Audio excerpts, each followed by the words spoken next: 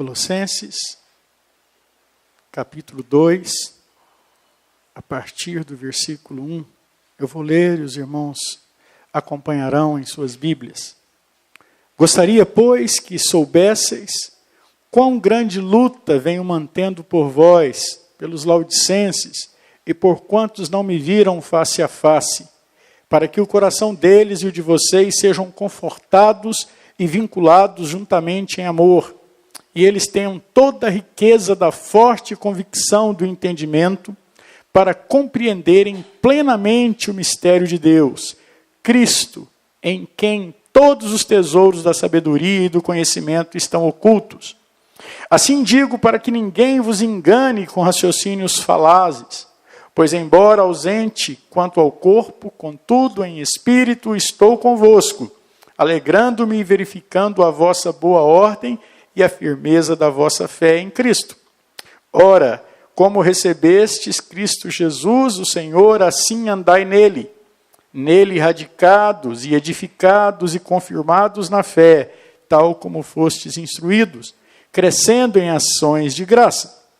Cuidado, que ninguém vos venha enredar com sua filosofia e vãs sutilezas, conforme a tradição dos homens, conforme os rudimentos do mundo e não segundo Cristo, porquanto nele habita corporalmente toda a plenitude da divindade.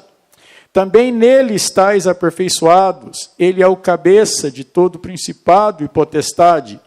Nele também fostes circuncidados, não por intermédio de mãos, mas no despojamento do corpo da carne, que é a circuncisão de Cristo, tendo sido sepultados juntamente com ele no batismo, no qual igualmente fostes ressuscitados mediante a fé no poder de Deus, que o ressuscitou dentre os mortos. E a vós outros que estáveis mortos pelas vossas transgressões e pela incircuncisão da vossa carne, vos deu vida juntamente com ele, perdoando todos os nossos delitos, tendo cancelado o escrito de dívida que era contra nós e que constava de ordenanças, o qual nos era prejudicial, removeu-o inteiramente, encravando-o na cruz e despojando os principados e as potestades, publicamente os expôs ao desprezo, triunfando deles na cruz. Queridos, eu estou certo de que a percepção e o entendimento daquilo que éramos e daquilo que nos tornamos em Cristo fará toda a diferença em nossa vida cristã. Desconhecer as insondáveis riquezas de Cristo e tudo aquilo que nos tornamos nos deixará como que raquíticos espiritualmente e sem forças para o desenvolvimento da nossa salvação. E eu diria totalmente sem ânimo para empreendermos o ritmo que o nosso Deus deseja ver na nossa carreira cristã, na nossa vida com Ele. Nessa manhã em que nos reunimos em memória do Senhor para a celebração da ceia, nada melhor do que honrarmos a sua memória gloriosa, gastando um tempinho nos aprofundando um pouco, baseados neste texto, sobre o que somos no Senhor Jesus. Contextualizando um pouco, Paulo, prezado, sempre teve uma profunda preocupação com a firmeza espiritual dos crentes que ele ganhou para o Senhor Jesus. Paulo como que se inquietava também com a possibilidade daqueles que ele ganhou, de alguma forma, serem arrebanhados por falsas doutrinas e muitas heresias que flutuavam nas igrejas da sua época. Não pensa que essas coisas estranhas que a gente tem visto hoje pelas redes sociais, não pense que não acontecia naquela época, não. Acontecia outras coisas, muitas heresias, muitas coisas aconteciam naquela época. Não é sem motivo, prezados, que nesse texto no versículo 8, Paulo vai dizer assim: cuidado, que ninguém vos venha a enredar com sua filosofia e vãs sutilezas, conforme a tradição dos homens, conforme os rudimentos do mundo, e não segundo Cristo. E era precisamente para que os crentes da cidade de Colossos não fossem enredados por falsas doutrinas, que o apóstolo Paulo dá aqui nesse capítulo um banho de ensinamento para eles. Paulo entende, prezados, que é absolutamente necessário os crentes saberem no que se tornaram quando creram. Tão importante. É preciso saber no que nos tornamos ao nos converter, para que tenhamos atitudes e reações que condigam com essa nova vida. E então Paulo fundamenta esses crentes da seguinte maneira. Primeiro, Paulo como que ratifica aqueles crentes sobre a imperiosa necessidade deles compreenderem o que eles são em Cristo. Há de se saber o que somos em Cristo. Há de se saber no que nos tornamos em Cristo. Há de se saber a força e o poder que temos em Cristo Jesus para a vida santificada que Deus requer de nós. Por isso, Paulo começa esse capítulo dizendo: gostaria que soubesseis quão grande luta venho mantendo por vós, para que o coração de vocês sejam confortados e vinculados juntamente em amor e tenham. Olha que expressão substanciosa ele vai usar aqui, irmãos. E tenham toda a riqueza da forte convicção do entendimento para compreenderem plenamente o mistério de Deus, Cristo, em quem todos os tesouros da sabedoria e do conhecimento estão ocultos. Irmãos, a coisa mais triste do mundo é um cristão que não sabe o que é em Cristo. É um crente, um discípulo de Jesus, um seguidor de Cristo que não sabe, não conhece as insondáveis riquezas de Cristo. Toda a riqueza da forte convicção do entendimento. É redundância em cima de redundância aqui. Mas Paulo faz o uso desse recurso de redundância para mostrar a preocupação que ele tinha. Gosto demais dessa frase de Paulo. Riqueza, toda a riqueza da forte convicção do entendimento. Paulo sabia, prezados, que entender sobre o que somos em Cristo é uma verdadeira riqueza que cada crente deveria almejar. É um grande patrimônio. Nós não deveríamos arrogar por outras coisas, por coisas materiais ou por sabedoria mesmo. Nós deveríamos nos arrogar. Deveríamos ficar muito felizes se nós conhecêssemos um pouco, pelo menos, dessa riqueza. Paulo entendia, queridos, que ou os crentes tinham esse entendimento sobre o que são em Cristo, ou esses mesmos crentes poderiam levar uma vida muito distante da vida que o Senhor, que Deus gostaria que eles levassem. Paulo então se esforçava sobremaneira e se preocupava profundamente com aqueles crentes para que eles tivessem esse entendimento e desse entendimento surgisse em suas vidas uma vida separada, uma vida santificada, uma vida cristã normal, uma vida amadurecida espiritualmente. Até porque, prezados, desprezar o conhecimento e o entendimento sobre as insondáveis riquezas de Cristo seria simplesmente abrir mão das armas maravilhosas e disponíveis que cada crente tem para lutar a verdadeira batalha espiritual na qual é inserido ao ser alcançado pelo Senhor Jesus. Nós somos alcançados pelo Senhor Jesus, entramos numa batalha que já está ganha, potencialmente falando. Mas o crente que entra nessa batalha, sem desprezar as insondáveis riquezas de Cristo, de uma forma muito interessante, vai se portar muito bem nesta batalha. Há de se saber, prezados, o que somos em Cristo. Há de se saber no que nos tornamos quando nos convertemos. Mas a segunda coisa que quero trazer para os irmãos é que Paulo, além desse interesse que ele tinha, do entendimento dos colossenses, Paulo chama também os crentes para uma vida coerente. Precisamos viver coerentemente, irmãos. Não dá para ficar brincando de ser crente. Não dá para sermos identificados como crentes porque viemos à igreja. Porque temos uma carteirinha de membros. Está muito longe de caracterizar uma vida de um crente. E Paulo então vai dizer nos versículos 6 e 7. Ora, como recebeste Cristo Jesus, o Senhor, assim andai nele.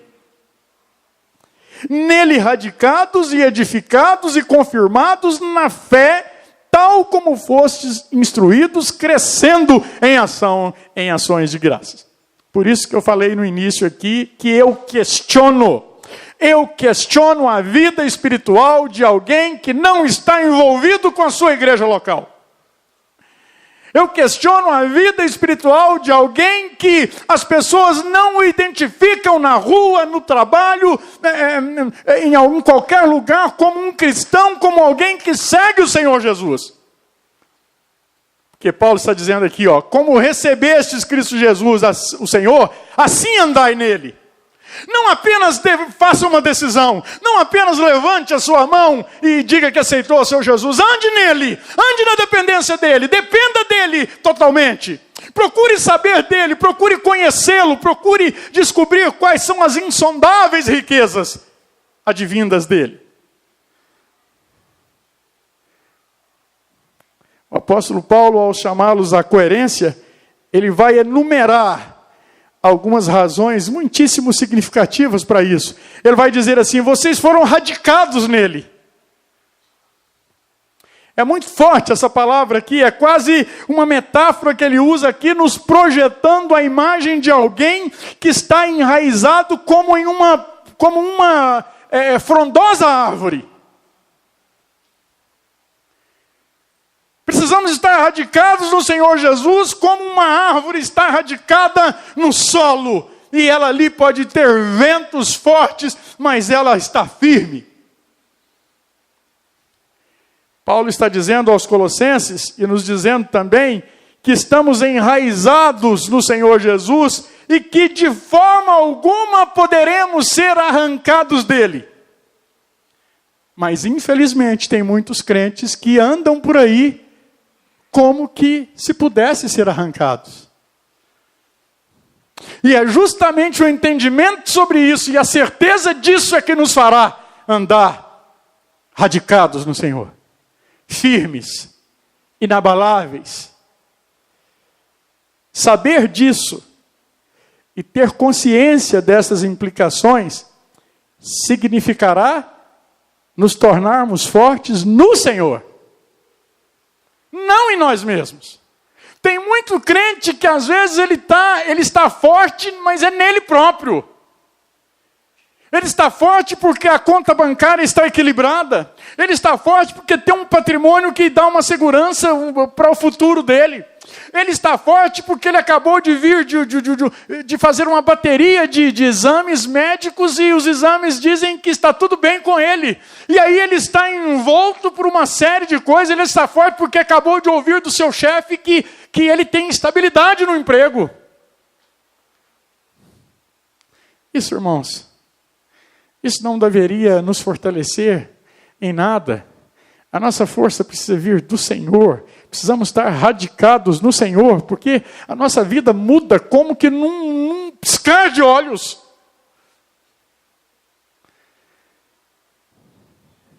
E ter essa consciência nos fará andarmos fortalecidos, mas na pessoa do Senhor Jesus. Aquele que está em pé, veja que não caia. Mas não é porque simplesmente ficará vigilante. Tem gente que acha isso, não vou ficar aqui, eu não vou deixar isso aqui acontecer comigo. A Bíblia diz que aquele que está em pé, veja que não caia e tudo mais. Não, aqui... Muito mais do que isso, essa pessoa não cairá, porque ela se lembrará a todo momento de que está enraizado no Senhor Jesus. É por estarmos enraizados nele, confiantes nele, que não cairemos.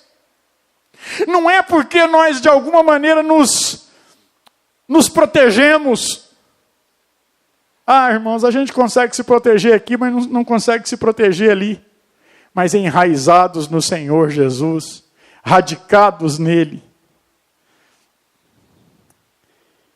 E porque estamos nele, não poderemos ser arrancados. E Paulo segue nessa projeção de imagem, agora nos traz a figura de uma construção. E ele vai dizer, porque vocês foram edificados nele. Edificados nele. Aqui foi onde Paulo, para mim, mais acertou nessa orientação. Paulo leva os colossenses a se lembrarem de que foram seres construídos em cima da pedra angular ou em cima da pedra de esquina. Jesus é a nossa pedra angular. Estar edificado no Senhor Jesus é estar edificado sobre a rocha que não se abala jamais.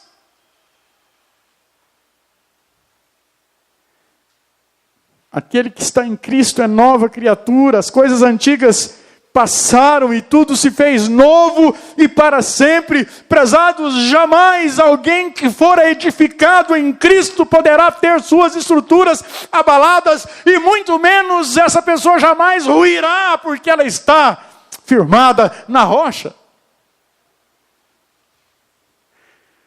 Não é possível o crente em Jesus Cristo, que tem consciência do que ele é em Cristo, ruir, porque ele está edificado no Todo-Poderoso, naquele que pode todas as coisas. E Paulo vai dizer mais uma coisa impressionante para nós nesta manhã. Paulo vai dizer, vocês foram confirmados na fé. Não sei direito o que Paulo quis dizer com isso, mas eu posso imaginar que Paulo estava pensando, dentre outras coisas, que agora o crente em Jesus Cristo tem um novo nome. Um novo nome. É uma nova criatura, é uma nova pessoa, tem um novo coração, tem uma nova morada. Agora essa pessoa que foi confirmada na fé, recebeu de Deus o selo maravilhoso do seu Espírito Santo.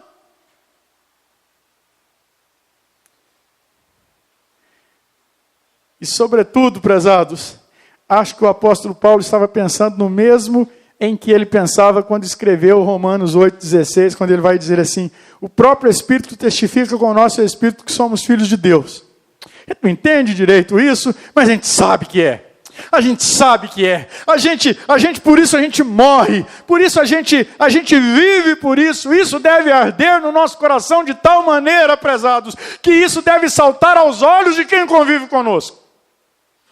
As pessoas precisam ver que o nosso Espírito, que o próprio Espírito testifica com o nosso Espírito que somos filhos de Deus. Precisamos andar assim, altaneiros, mais do que vencedores, por meio daquele que nos amou. Que confirmação melhor e mais maravilhosa do que essa. O Espírito Santo de Deus comunica e testifica com o nosso Espírito que somos filhos de Deus. O Espírito Santo de Deus nos confirma para nós mesmos e nos confirma para Deus. Acho isso tão fantástico, tão maravilhoso. O Espírito Santo, sou selado e esse selo me confirma para Deus. E essa mesma habitação, esse mesmo selo e habitação, confirma para mim. esse Espírito confirma, comunica para mim que eu sou filho de Deus, que eu tenho um novo nome, que eu tenho uma nova morada, que eu tenho o seu selo maravilhoso. O Espírito Santo, mais do que esse consolador maravilhoso, é um companheiro fantástico, que nos santifica, nos conforta, nos confirma para o Senhor. Tudo isso por causa das insondáveis riquezas de Cristo. Nós vamos participar da ceia do Senhor. Tudo que Deus mais deseja é que tenhamos compreensão destas coisas. Tenhamos compreensão do que somos em Cristo Jesus. Porque desta compreensão virá o resto. Desse entendimento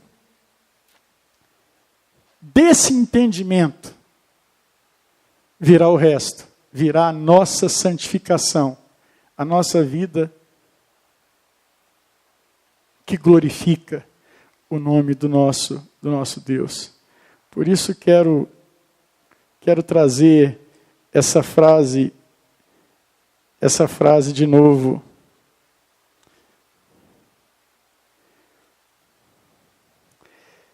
A compreensão,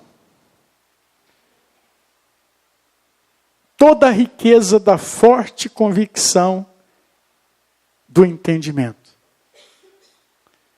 Riqueza da forte convicção do entendimento para compreenderem plenamente o mistério de Deus, Cristo. Que tenhamos esse entendimento neste momento para participarmos da ceia do Senhor e que desse entendimento tenhamos uma vida frutífera para o nosso Deus. Amém.